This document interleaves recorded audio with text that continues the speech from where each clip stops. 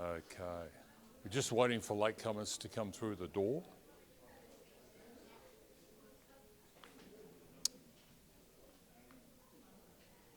Come on in. Come in. Come in. Everyone come in.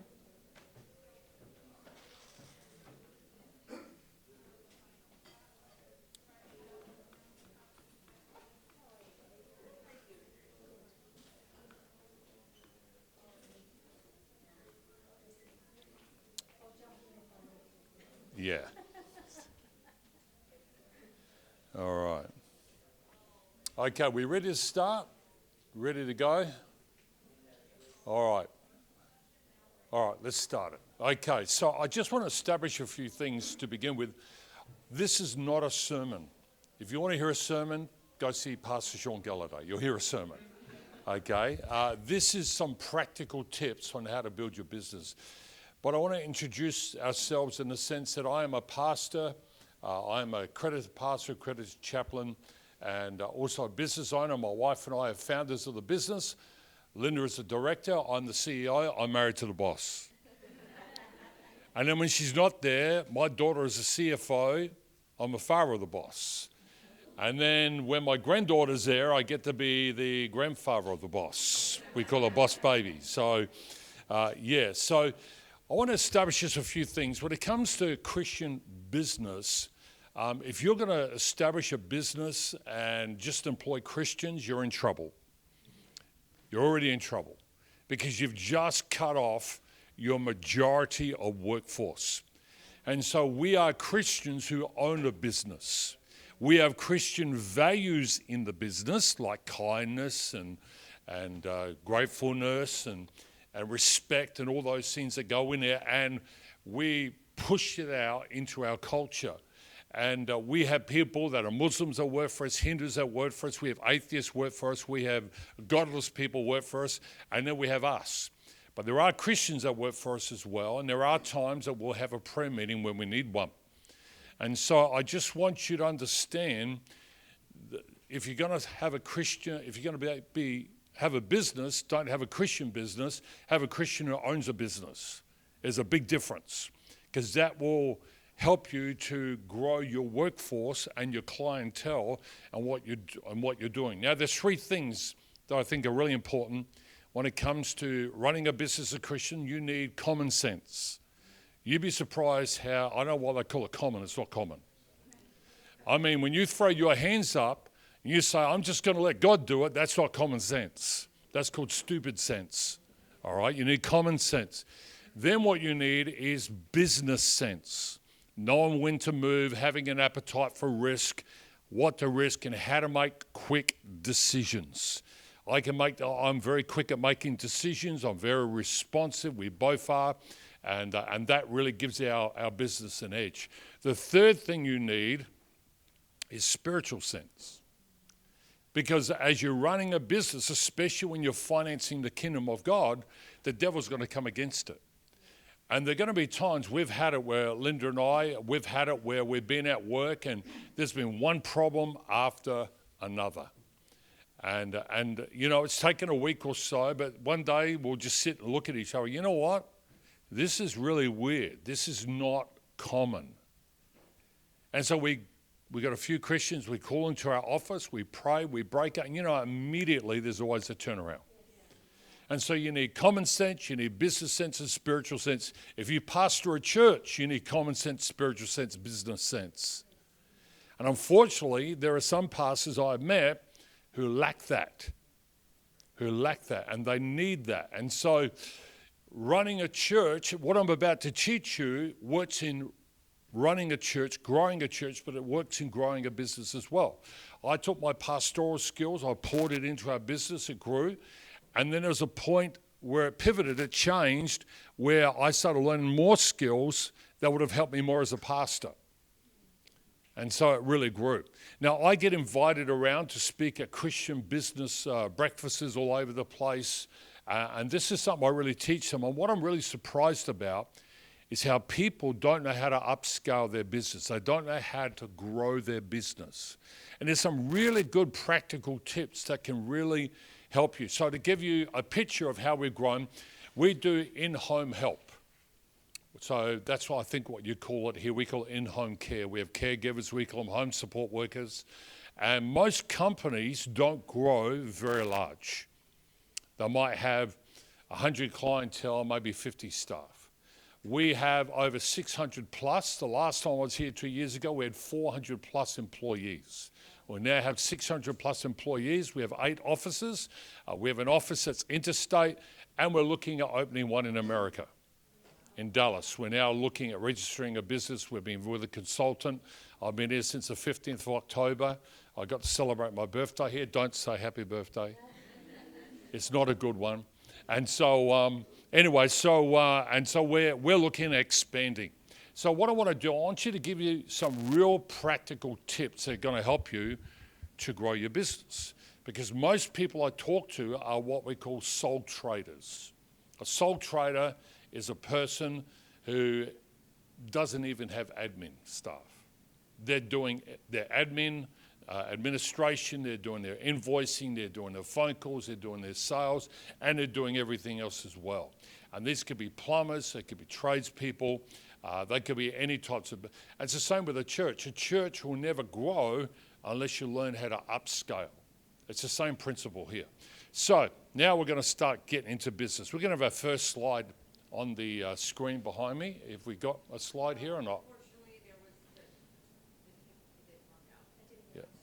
You see, business sense is be prepared for the worst.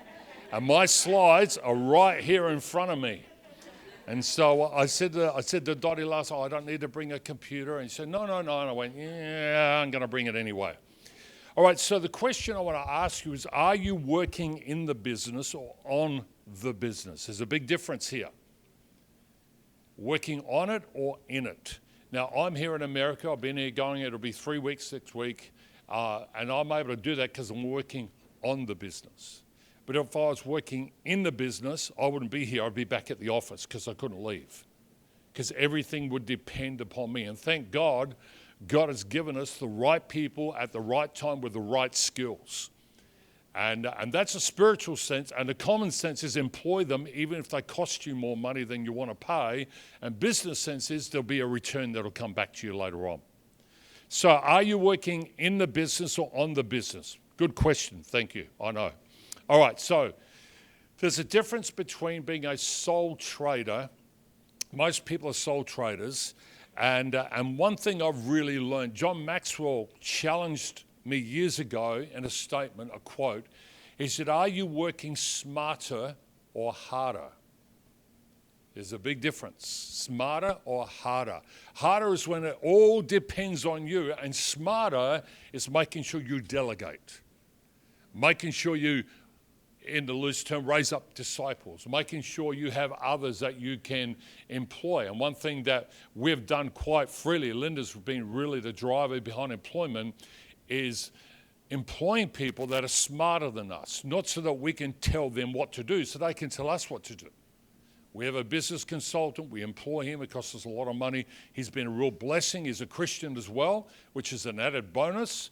And he has helped us to be able to develop our business over time. And so we've learned to work smarter. There were times in the early days where I'd start at 6 in the morning. I'm on my way to morning prayer to pray, devotional time, and I get a phone call. I've got to come in the office and fill shifts, scheduling.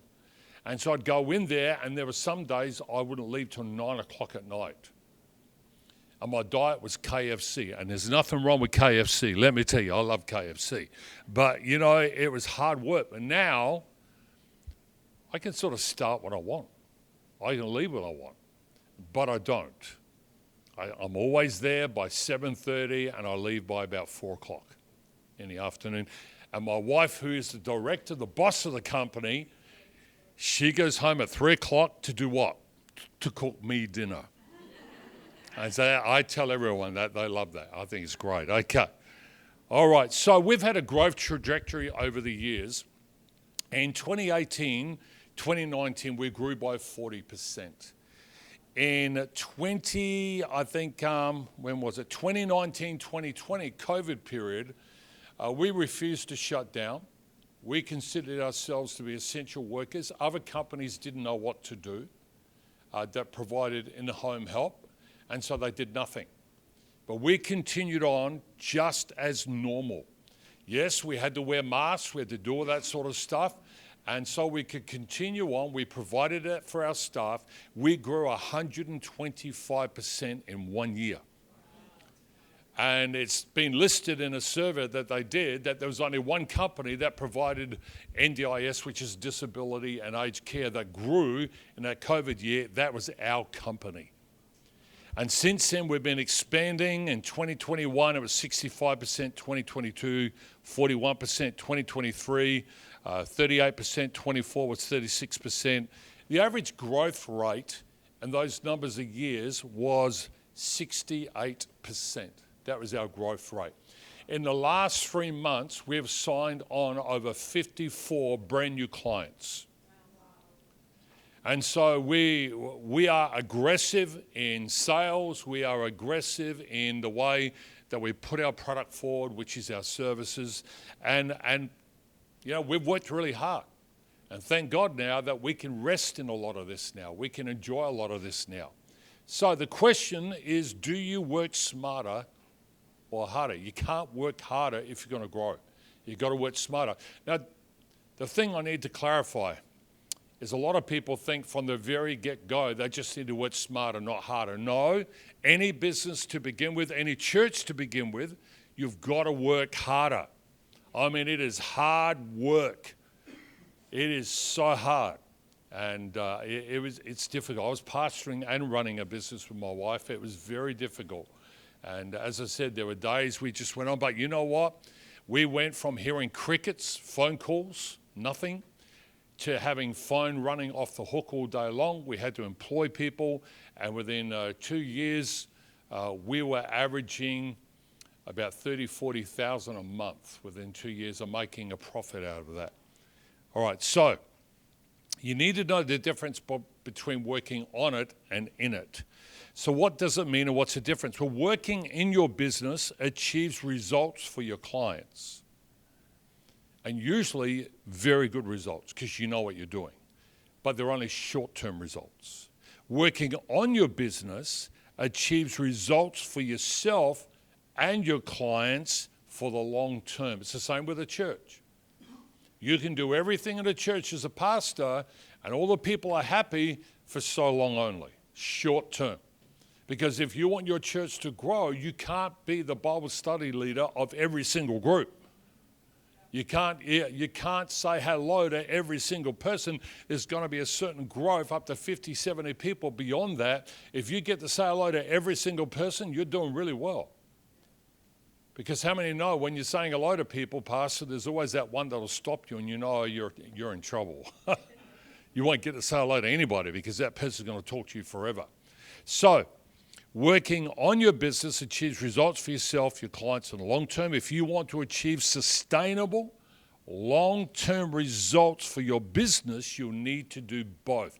You need to work hard, and then there'll come a time that you need to change things up where you work on your business or on your church or on your ministry. So let's talk about working in your business to begin with. I want to really give you the differences here.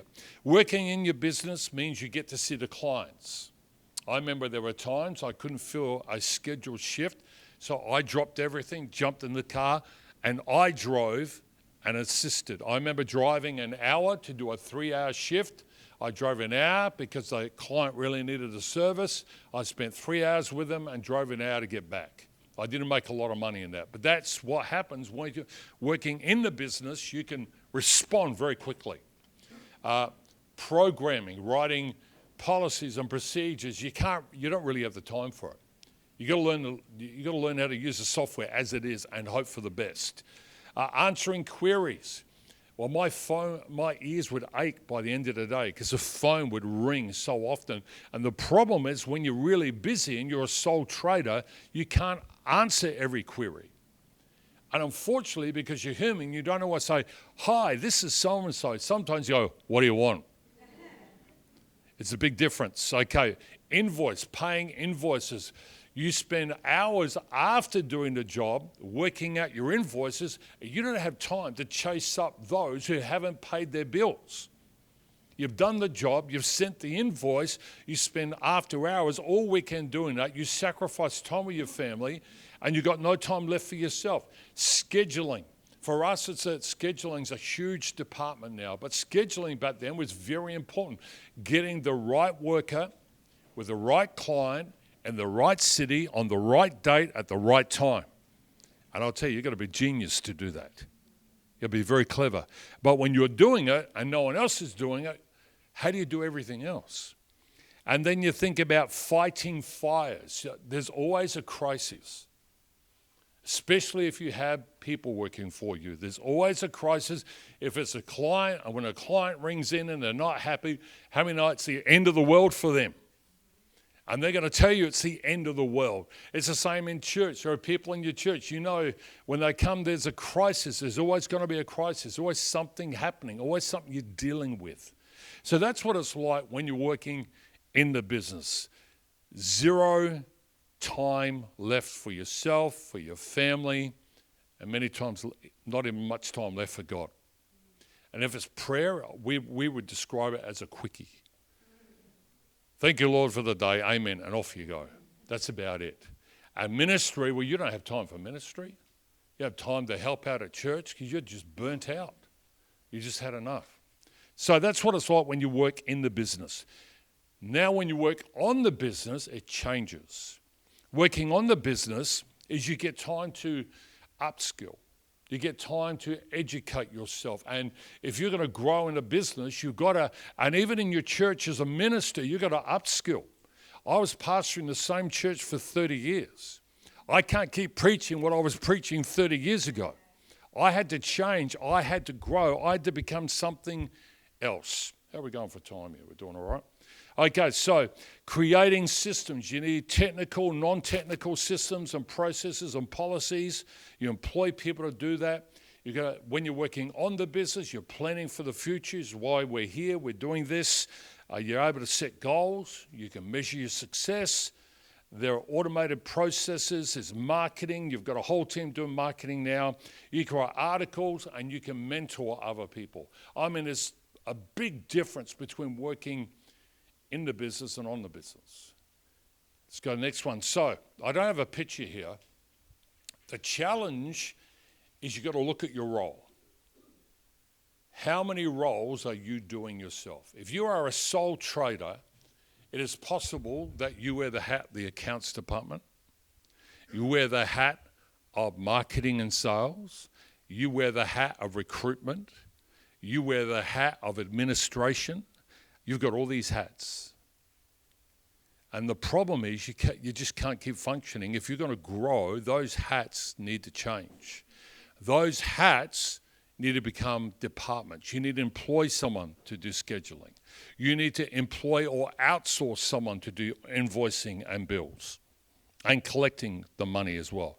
You need to employ someone to do sales. You know, I know sales. I've been preaching Jesus for years. If you can sell Jesus, you can sell anything. I can sell ice to the Eskimos.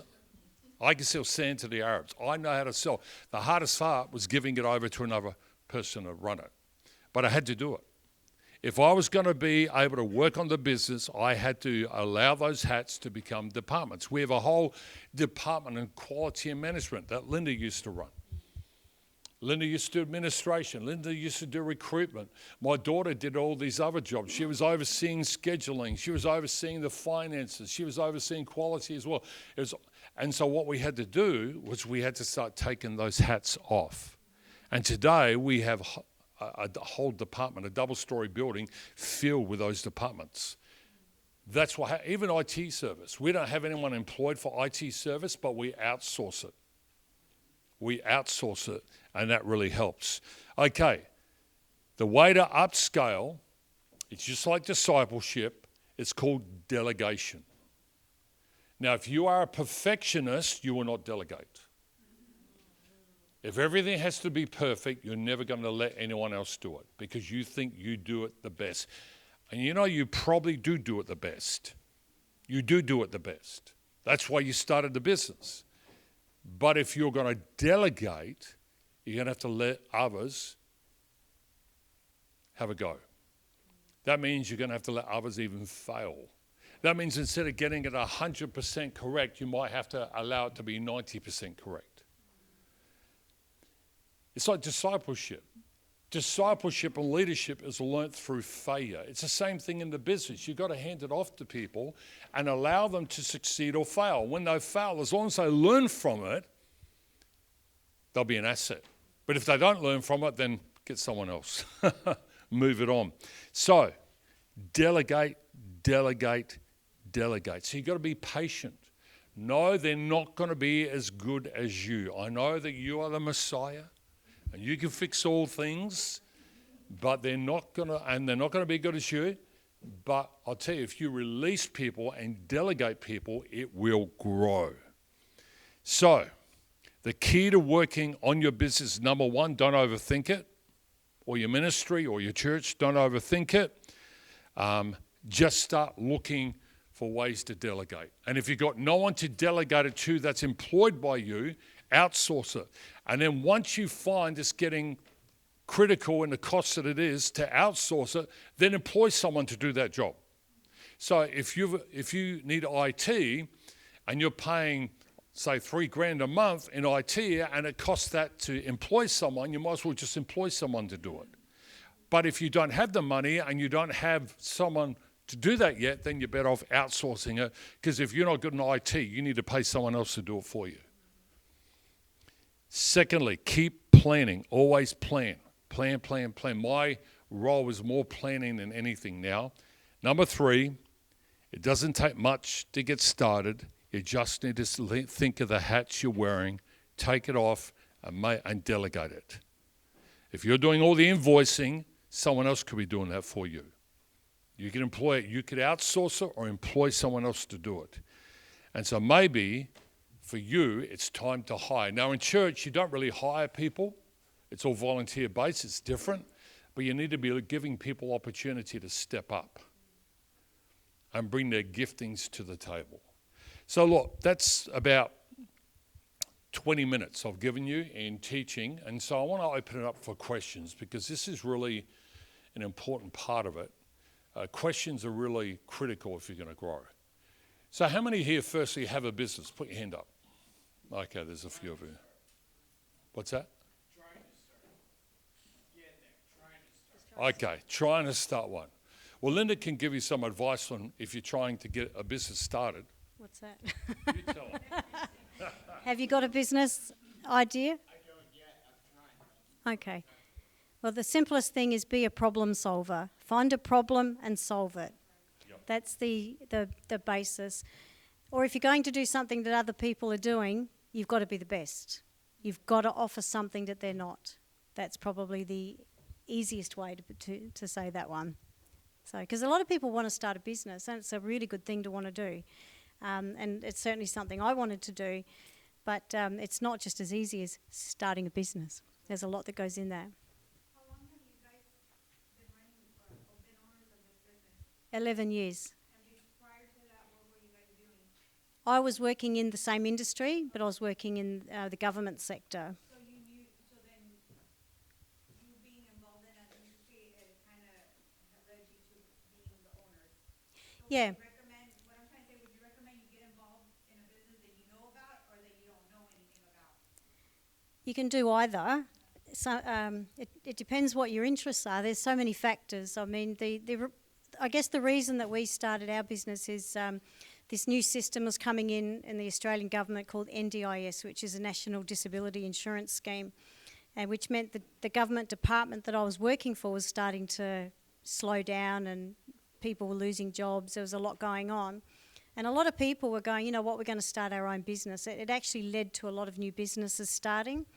And there was some other factors too, you know, personal factors and whatnot. But we started, and the experience that I had working in those departments is I actually got to see how different departments work together. It was actually really good. So I often say what I learnt there, I've put all that in practice now. So that's why we have a scheduling department, a quality department, HR department. You know, we've got you know. But we did in the beginning. We did everything. We did absolutely everything. It was just Scott and I, and then my daughter came along, and Scott didn't say it, but you know, I'm trying to do invoicing, and I'm trying to do pays, and I'm trying to do all this stuff. I'm not an accountant. I'm the worst person. I'm shocking at that. And my daughter comes in, and she'd done some finance, and she was working for the government as well. And she says, "Mum, do you realise that you're owed $20,000? I went, "No, no idea." And so, anyway, she works for us now. She's our CFO. She's fantastic. But And we really needed that money. yes.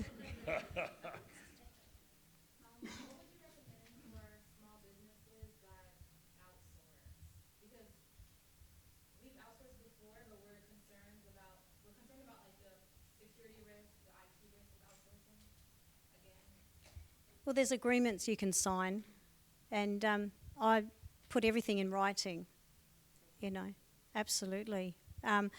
It's really important to do business-to-business work. I mean, if you're going to try and do everything yourself, you're going to fall apart. You just can't. You can't do it. Sorry. When you guys say you are looking or you're operating in between levels, what are some of the signs you look for to push, like, to scale up even more? Say that again. So say you are growing. Yep. And maybe you past one level, but what are some signs you look for that are showing you, hey, I need to scale up even more? The signs are when people are getting very frustrated around you, and they don't seem to have time to be able to get things done, and the performance is dropping, and then you know you need to upscale.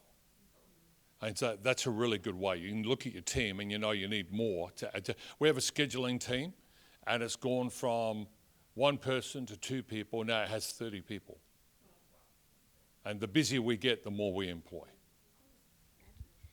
I'll just add to that. Sometimes you've got to look down the road, though. Like we had a situation not this July just gone, but the July before. So that's winter for us. July is winter, and school holidays. So for some reason, a whole bunch of people went on annual leave, and you know things were happening. And the lady that was looking after the scheduling team, she stood by my door and just burst into tears and said, "It's horrible up there. Everyone's sick. You know, everyone's got flus. Everything's going on. It's just really bad." And so I put it in there. I said, "Okay." So after it all happened, I said, "From now on, you need to make sure that July and those times of year that you're actually thinking ahead as well." So we actually employed a few more schedulers, and we've got them on casual, so they don't have to have full hours, but they often do anyway because there's so much leave and whatever going on. But this last July that we had, and of course the head of the department said to me, "Linda, it's not going to be like last July, it's going to be a lot better." And it's funny, this year went smooth, really smooth. So there's things you've got to be looking ahead and seeing those things down the line. Matt, you had your hand up. Yeah, it kind of goes along with his. It's the transition and, Yeah. and weighing out the risk that's ahead so that you can level up. Yep. And just maybe you have some practical advice or consideration for.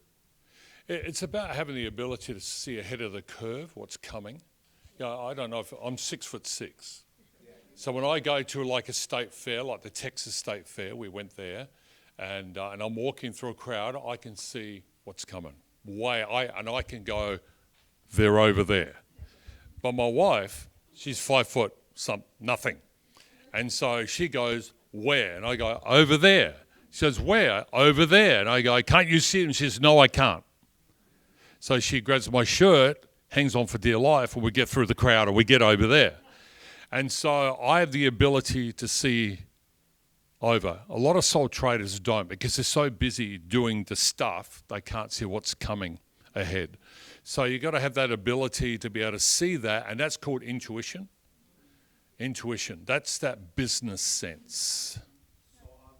Sorry, I was just going to say, I think if you're wanting to upscale your business and you actively want to do it, so for us it was very organic, because we would just go, things are not getting done, things aren't happening, we need to employ some extra people, we need to make a department, take a hat off, okay, I need someone else running HR, not me, right? I was doing everything. So it kind of grew, and I kind of knew what it needed to look like. But if you're actively going, you know what, I want to upscale, I want to actually level up, sit down and plan.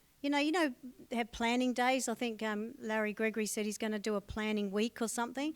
It's really important to have those every so often, and think about where your business is and go, all right, I want to upscale, I want to increase this, or I want to do that. Put something in place. So you think, I need this to happen, and I need to take this away from myself, need to employ someone, or I need that team to be bigger. So whatever the need is, actively plan that. Put it on paper, have your vision thing. People like to, depends on how you like it, but some people like vision. I might need some extra schedulers, or I need an extra salesperson, or I need an extra this. And then put some effort in behind it to be able to make that person make their money. Because really, the reality is every person you employ, they should really be making what they're paid plus extra. So it depends on what the role is. Obviously, there's roles that aren't really money-making roles. They're money-using roles. But the reality is they still need to be there to support that, to make that work better. So you've really got to be thinking, it's a bit like a cobweb. Everything's everywhere. This affects that, that affects this. So think about how much you make an hour, and then think about the tasks you're doing. And often you can employ an admin staff for a lot less than what you're worth that hour. And although you're going to lose a bit that hour, they're now going to be answering the phone for you. They're going to be putting orders in for you, and you don't have to worry about it. It might mean for a little while you're earning less, because people think profit is king, but in the first year or two, profit is not king. You got to pay. I expect if I start a business in the first year, I'm hoping it'll pay for itself. By the end of the second year, I'm hoping it's making a profit, but if it's upscaling, we're having to employ more people. And you may not make a profit. You make a living, but not a profit. Because you got to know, you got to look at those tasks, what tasks you're doing, go, okay, well, it's time I employed admin. I don't need to be doing that. I'm more valuable than that. And that's how you need it. If you're worth, say, I don't know what you're worth here, say $30 an hour, US dollars an hour, and an admin staff's like $10 an hour, well, you'd be smarter. That's common sense, it's business sense, it's everything, spiritual sense even, employing that person to do that role for you. Does that help? Yeah? Yeah. It's just a matter of sit down and think about everything you do. What your role, you might be an electrician, say, well, I'm an electrician, but I'm doing this, this, and this, and this, as well as fixing electrical things, and then you can work out from there who you need to employ to go forward. I mean, if you're a tradesperson, you really can't be answering the phone all the time. So you might have to outsource it until it's more cost effective to employ somebody. Any other questions? Yes? So how would delegation look like for perfectionists? My husband and I, we're very perfectionist. Yep. Mostly him, and he doesn't have time to nothing, really. Barely sleep, so that's for us. Does your husband come to church? He does. Tell him to repent. He needs to repent. Perfection, you can look for excellence, but not perfection. No one's perfect.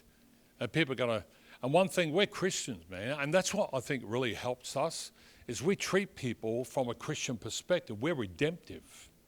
Someone makes a mistake, it's not the end of the world for them. We don't go, oh man, that's it, you're out. Oh, I did it once. I did tell someone, don't call us, we'll call you, but that doesn't work. If you're going to upscale, you've got to be redemptive. And we've had people where, they've lost us money along the way. They've made mistakes. And like I said, if they learn from it, oh, man, no problem. But if you're hitting strike 3, strike 4, strike 5, and you're employing them and paying them, then you say, you're out. Okay, and then employ someone else. And eventually, though, you get the right person. It's about praying. This is where the spiritual sense, pray the person in. Lord, I need someone who can really do this and do it well. And don't always go for the cheapest employee. because you're always going to get the best. Sometimes you got to pay for what you get, and if you're willing to pay more, you'll get them, and they'll be able to tell you what to do. Hope that helps. That helps? Oh, good. Any other questions? Time. It's time. Thank you very much. Let's head back, I guess. Yeah, we're heading back into main sanctuary. Thank you for coming. I really appreciate it. I'm very humbled you'd even want to come and hear us.